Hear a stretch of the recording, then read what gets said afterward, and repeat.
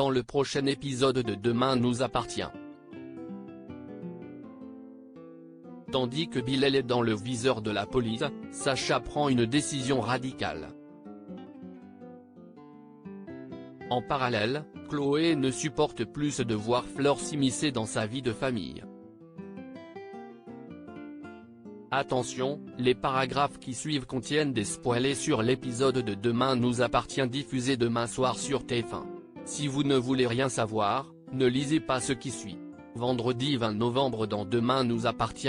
Bilal est dans le viseur de la police. Aurore et Karim se rendent chez les Moreno pour interroger Laura à propos de son altercation avec Charlie le jour de son agression. Un peu stressée, la jeune femme explique qu'elle a tout simplement voulu évoquer le mal-être de Luc et que Charlie lui a demandé de quitter la plage au plus vite car elle avait un autre rendez-vous. Bien qu'elle assure n'avoir jamais frappé Charlie, les policiers fouillent sa chambre et tombent sur une enveloppe contenant 1 000 € en liquide ainsi qu'un téléphone portable. Fort de ces éléments, Aurore et Karim embarquent Laura au commissariat. En salle d'interrogatoire, elle maintient sa version des faits et insinue que Charlie aurait pu cacher ses objets dans ses affaires car elle n'a jamais accepté le couple qu'elle forme avec son frère. Pendant ce temps, Betty se plaint à son père de la situation au sein de leur foyer et déclare vouloir récupérer sa vie d'avant avec Jessica et Dylan. Même si Sylvain se montre compréhensif, il tente toutefois de faire comprendre à sa fille qu'ils ne peuvent pas se séparer de Luc, Charlie et Laura. Sylvain rejoint ensuite Bilal auquel il révèle que la police a mis la main sur 1 000 € en liquide dans les affaires de Laura. Mal à l'aise, l'ostréiculteur voudrait savoir si les enquêteurs savent d'où provient cette somme mais Sylvain n'en sait pas plus. Non loin de là, Martin et ses équipes ont eu la confirmation que le téléphone retrouvé appartenait bien à Charlie.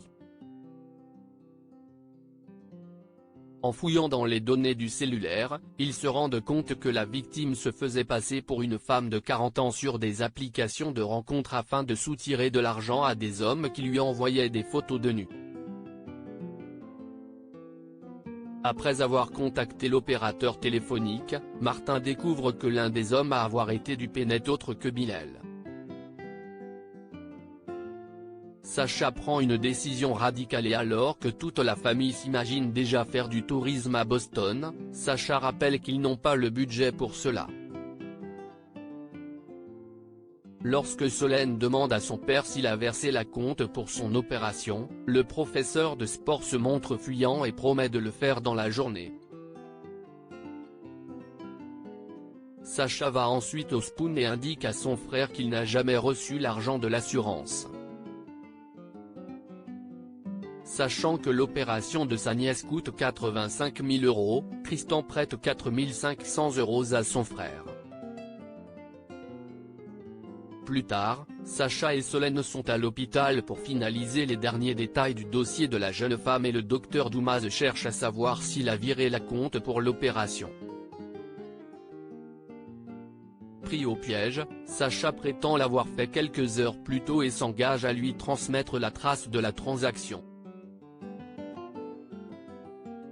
De retour chez lui, Sacha annonce à sa famille qu'ils ne peuvent pas partir à Boston car l'intervention de Solène est bien trop dangereuse.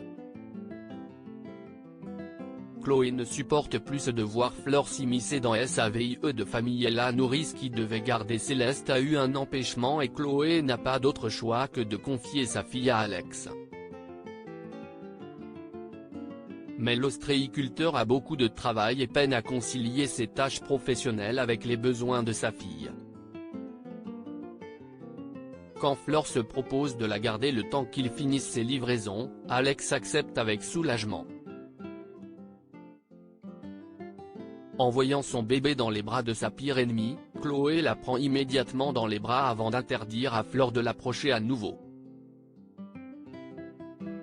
Furieuse, la fille Delcourt retrouve Alex et lui reproche d'avoir laissé leur enfant à Fleur alors qu'il devait s'en occuper. Alex, qui ne supporte plus les critiques de sa femme, rétorque qu'elle surréagit puis la traite d'hystérique. Profondément blessé par ces mots, Chloé lâche qu'il n'est pas prêt de revoir sa fille.